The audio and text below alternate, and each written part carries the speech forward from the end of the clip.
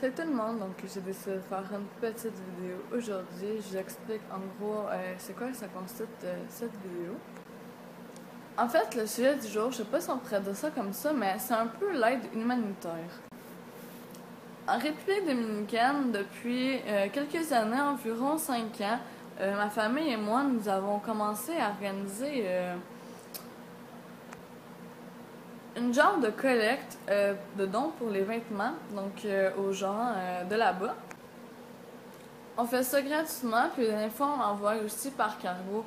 Enfin bref, dans le fond, le message que j'ai envie de passer aujourd'hui, c'est que si vous avez plus besoin de vos vêtements, que ce soit souliers, que ce soit t-shirt, gilet, short, quelque chose quand même pas trop, pas comme un manteau d'hiver parce qu'en République dominicaine il fait chaud à l'année, donc c'est pas vraiment utile pour eux autres, mais c'est toujours un plaisir de y offrir des petits dons comme ça. Je sais qu'en ce moment, il y a le défi Ice Bucket Challenge qui circule pas mal sur Internet. C'est juste que j'ai décidé de faire cette vidéo-là aujourd'hui parce que, de toute façon, ça fait des mois et des mois que j'ai envie de le faire donc je veux jamais vraiment les faire. Et là, je me lance. Donc, c'est ça, dans le fond, je vous explique en gros pourquoi. À cause de l'humidité, en République dominicaine, la chaleur, etc., le sel de la mer, en plus, ça l'aide pas. Ben, les tissus, qu'est-ce que ça fait? C'est au bout d'une année. Exemple, ce gilet-là. C'est juste un exemple. Mais ce gilet-là, exemple, il peut avoir duré un an et demi là-bas. À cause de l'humidité, tous les petits tissus, les fils, en tout cas. Je vais pas donner des cours non plus, là, mais fais en sorte que ça t'offre pas longtemps. Coucou! Coucou, coucou! Ça fait que ça dure pas longtemps. Et les coûts des vêtements, parfois c'est vraiment cher. Déjà qu'ils ont de la misère à manger, à se nourrir, etc. Ben c'est déjà difficile pour eux d'acheter quand même des choses, là, des vêtements. Là. Donc c'est pour ça que nous on donne des dons. À toutes les années, moi je fais le gros tri de chez moi. Je nettoie mes affaires. Dans le fond, je ramasse mes choses. Excusez.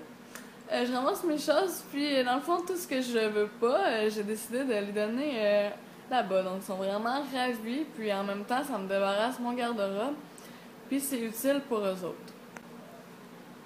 Bref, je demande pas aux gens de me faire un don en particulier en rapport avec le sujet. C'est juste que ça me touche beaucoup parce que ça fait des années que j'aide en République dominicaine. Donc, s'il y a des amis proches de moi qui me connaissent bien, qui se débarrassent des choses, que ce soit des jouets aussi pour les enfants là-bas, même si c'est cassable, c'est ça qui est dommage par exemple parce que ça dure pas longtemps, mais ça va me faire un grand plaisir. Donc c'est ça, j'appelle ça aide humanitaire parce que ça fait quand même quelques années que je le fais, comme que je disais, avec mes parents, que ce soit aussi des amis proches, c'est vraiment quelque chose d'important pour moi. Ça fait des années que je fais ça, donc ça me touche.